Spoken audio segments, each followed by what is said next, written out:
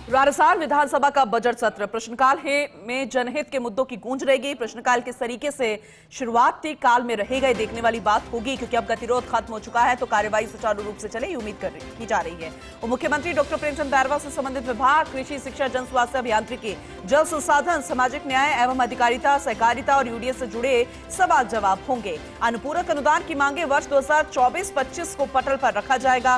सदन में राजस्थान विनियोग विधेयक 2025 पारित होगा। जनजातीय क्षेत्रीय विकास और सामाजिक न्याय एवं अधिकारिता विभाग के अनुदान की मांगे चर्चा के बाद पारित होगी तो बेहद महत्वपूर्ण फिलहाल आज का दिन माना जा रहा है। ऐश्वर्य प्रधान लगातार हमारे साथ बने हुए हैं, हमारे एसोसिएट एडिटर, उनसे ज्यादा जानकारी लेंगे। ऐश्वर्य, अपनी डिटेल में आज के दिन के इस कार्यवाही के बारे में बताया था, 11 बजे से वो शुरू होने वाली है, लेकिन पिछले कुछ दिनों से जो गतिरोध था वो अब थम गया है। लगातार आप प्रदर्शन देख रहे थे, लेकिन आज जो उम्मीद हर कोई कर रहा है कि सुचारू रूप से सदन चलेगा, कार्यवाही सुचारू रूप से होगी, वो उम्मीद की जा सकती है।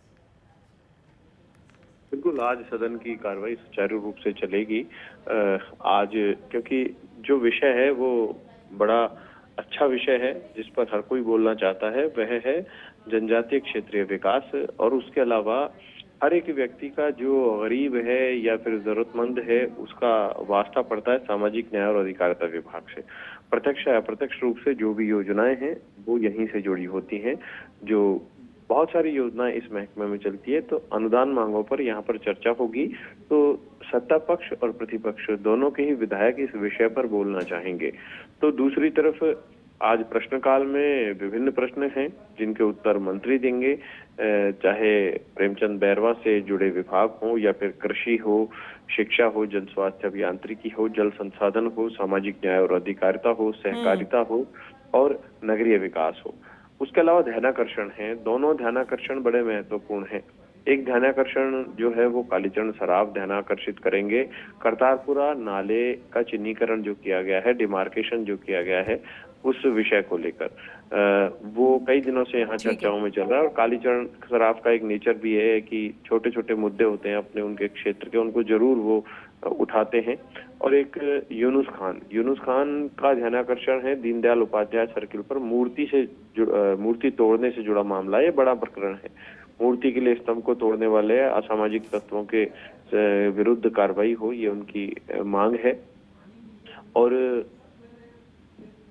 इसके अलावा विधायी कार्य तो होंगे ही, उसकी पूरी सूची हम लगातार दर्शकों को बता रहे हैं। और हंगामा कल तक होना था जो हो लिया, कल हंगामा खत्म भी हो गया। वैसे तो विधानसभा है, किसी भी विषय पर कोई भी भड़क जाए, कोई कुछ भी बोल दे तो कई बार बवाल भी हो जाता है।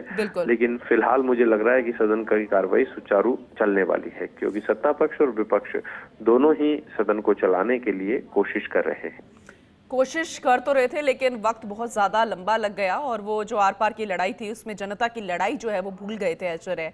ऐसे में महत्वपूर्ण आज पटल पर रखे जाएंगे वार्षिक प्रतिवेदन का हम जिक्र कर रहे थे, विभागों से जुड़े सवाल जवाब है। और ऐसे में कल दिया कुमारी ने भी बजट पर अपना जवाब पेश किया था। तो आज क्या लगता है कि कुछ हंगामे की भेंट भी चढ़ सकता है, क्योंकि विपक्ष तो अपनी स्ट्रैटेजी के साथ ही काम करेगा। देखिए, शोरगुल होना और सामान्य विरोध होना एक कार्यप्रणाली के तहत ही आता है। सामान्य तौर पर अक्सर ऐसा कोई भी बोल जाता है, लेकिन हंगामा मुझे नहीं लगता कि आज ऐसा कोई विषय है हंगामे लायक। लेकिन हंगामे का कोई मापदंड नहीं होता किस विषय को लेकर हंगामा हो जाए। एक शब्द अपने जवाब में अविनाश गहलोत बोल गए, अब वही हंगामा का विषय बना, क्योंकि उस हंगामा बना। उन्हें अविनाश गहलोत को लगा कि ये बहुत बड़ा विषय नहीं है, सामान्य तौर पर बोल गए। कांग्रेस को लगा इन्होंने व्यंग मारा है। और विधानसभा अध्यक्ष ने कहा कि 2 मिनट का तो प्रतीक्षा करते, 2 मिनट यदि प्रतीक्षा की होती तो मैं उसे सदन की कार्रवाई से हटवाता शब्द को, कि आप तुरंत ही टेबल के पास में आ गए और विरोध करने लगे, थोड़ा तो प्रतीक्षा की होती। तो हंगामा किसी भी विषय पर कभी भी हो सकता है, लेकिन मुझे लगता है कि ये जो लगातार गतिरोध चला है इससे नुकसान बहुत बड़ा हुआ है, विधानसभा को भी हुआ है और आम जन को भी हुआ है। तो कोई भी जनप्रतिनिधि नहीं चाहेगा कि ऐसा नुकसान हो, वो चाहेंगे कि सदन की कार्रवाई सुचारू रूप से चले। और आज शुक्रवार है, जनप्रतिनिधि भी जल्दी से अपने अपने क्षेत्रों में जाना चाहेंगे, क्योंकि 2 दिन के अवकाश है और अवकाश के दौरान जनता के बीच में हर जनप्रतिनिधि रहना चाहता है। और क्योंकि कांग्रेस के लिए तो सबसे बड़ी समस्या यह है कि कांग्रेस ने तो अपने जो पिछला सप्ताह के अंत के जो 2 दिन हैं वो इसी तरीके से निकाले और वो जनता के बीच में नहीं जा पाए। तो अब कांग्रेस के विधायक भी आज जनता के बीच में जाना चाहेंगे। आज शाम को ही रवाना हो जाएंगे। मुझे लगता है 6-7 बजे तक सदन की कार्रवाई चलने वाली। चलिए ठीक है, नजर बना के रखिएगा, आगे भी हम आपसे अपडेट लेंगे। फिलहाल बहुत शुक्रिया ऐश्वर्या इस जानकारी के लिए।